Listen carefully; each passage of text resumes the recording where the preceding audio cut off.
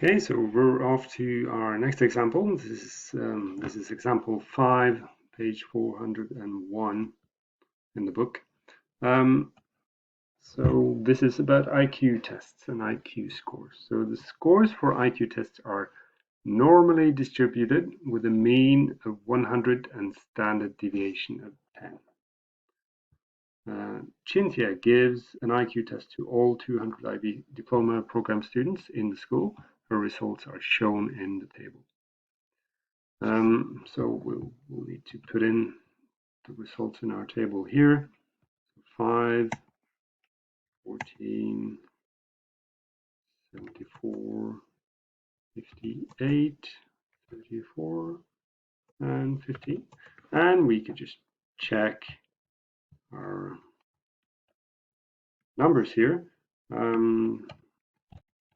just by summing up these, and they should make up 200 altogether. And they do. So this is not a uniform probability because this follows a normal probability distribution, which is centered around the mean. So you would expect a greater portion of the probabilities to be around here, around 100. To find these probabilities, we can use the calculator or we can use GeoGebra. You won't have that in the exam, but we can look at the probability tool in GeoGebra just to find what it is. So we could set the mean to 100, the standard deviation to 10, and the first interval we want to check is from 0 to 90. So from 0 to 90, okay, we get 15.87%, and that's also the 0.1587. That's the probability that anyone in the population has an IQ lower than 90. The next interval in our table is 90 to 100.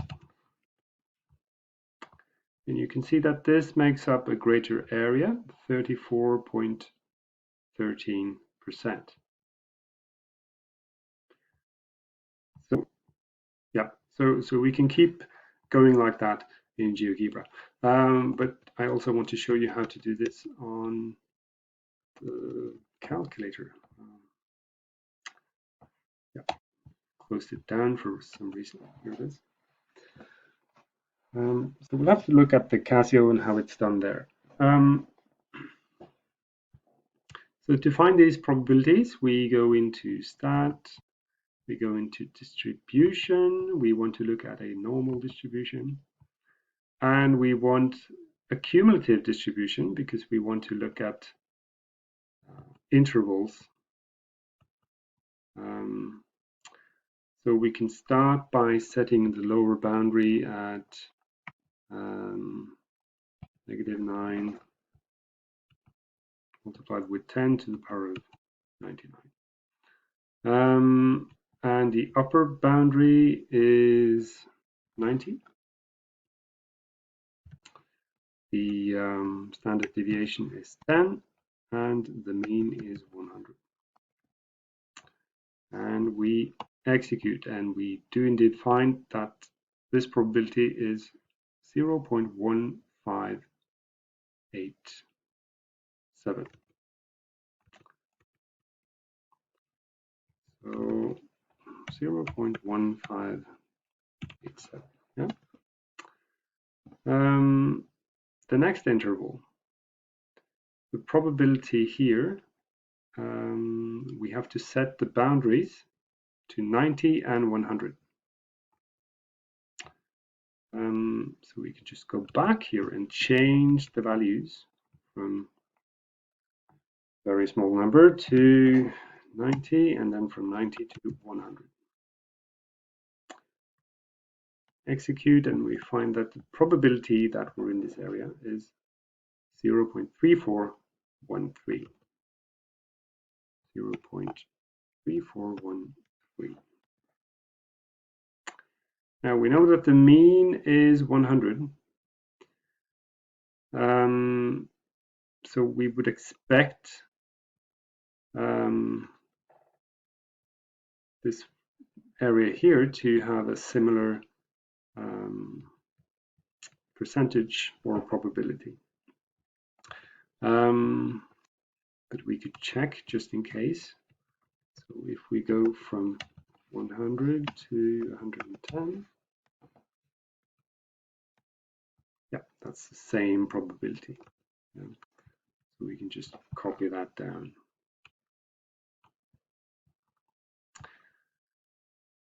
What is the probability that a random person has an IQ between 110 and 120?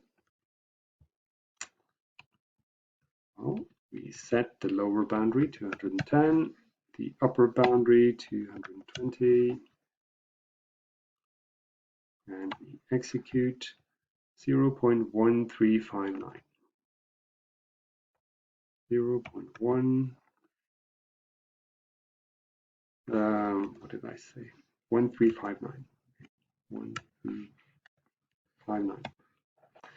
Okay, probability that a person has an IQ between 120 and 130. We exit and we go up to the lower boundary, upper boundary is 130. Execute. 0.0214. 0.0214.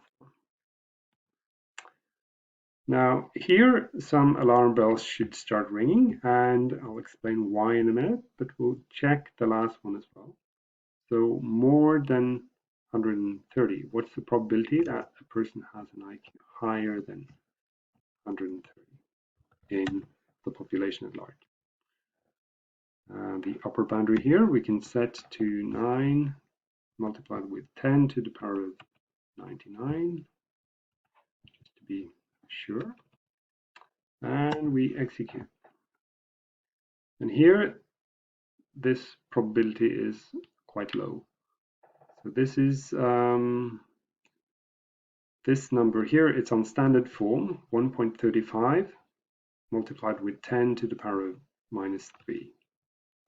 So that's 0.00 is it 1.35 36, like this.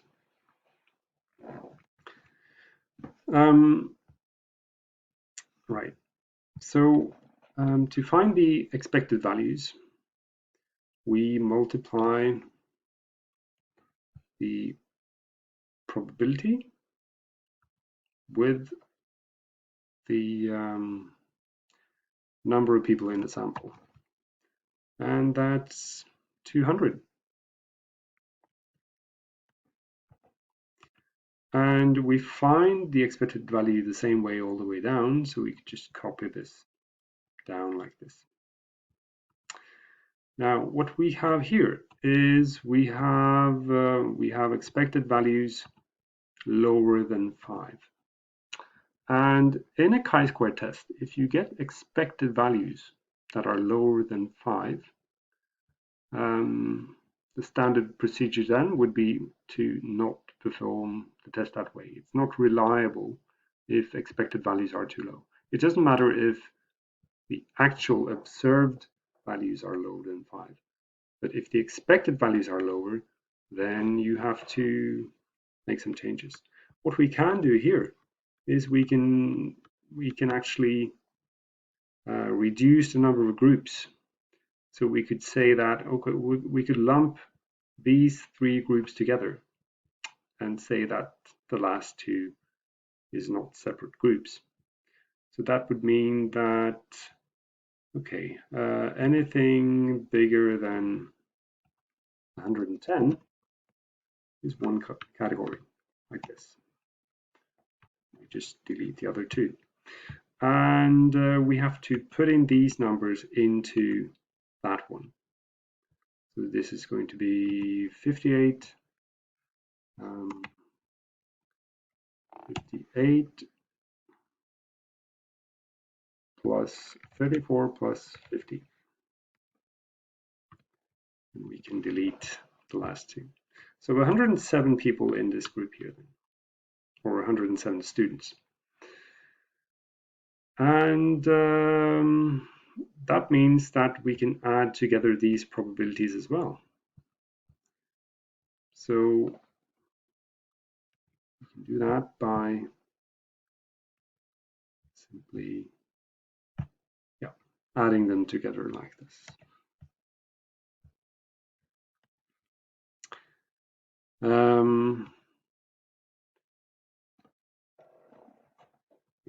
We'll just mark these as, make them green. So we've placed these into this probability here.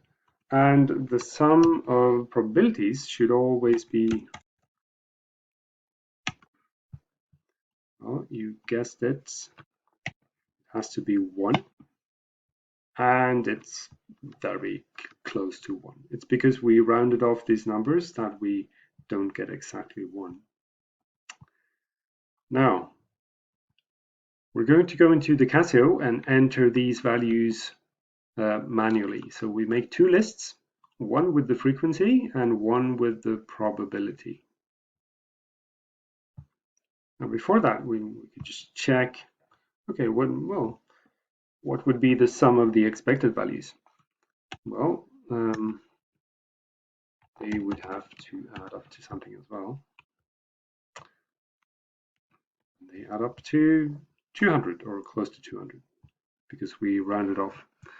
But the sum of the expected numbers would, of course, have to be the same size as the actual group.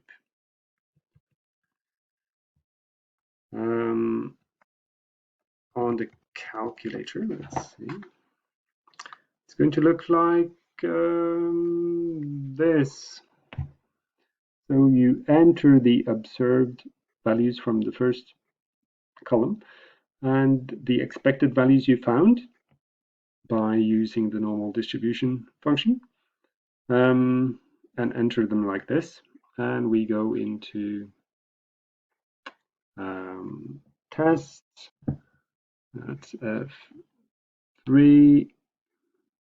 We want to do a chi-square test. We want to do a goodness of fit test. And let's see, okay, observed values in list 1, expected values in list 2. And what is the number of degrees of freedom here? Degrees of freedom is, how many groups do we have? We're left with 4 groups. So 4 minus 1 is 3. So the number should be 3. And we execute. And we get a chi-square value of 244.68. It's close enough to the one in the book. It's far more than the critical value. And if you look at the p-value, it's going to be much smaller than the significance level here. So how do we interpret that? Our conclusion here, we have a chi-square value of 245. It's far greater than the critical value it was given to us, 6.251. The p-value comes up as 0 on my calculator, and the significance level was 10% or 0.1. So the p-value is lower than the significance level. That leads us to conclude that the groups are different. There is indeed this does not fit with a normal distribution. Does not fit with normal distribution. distribution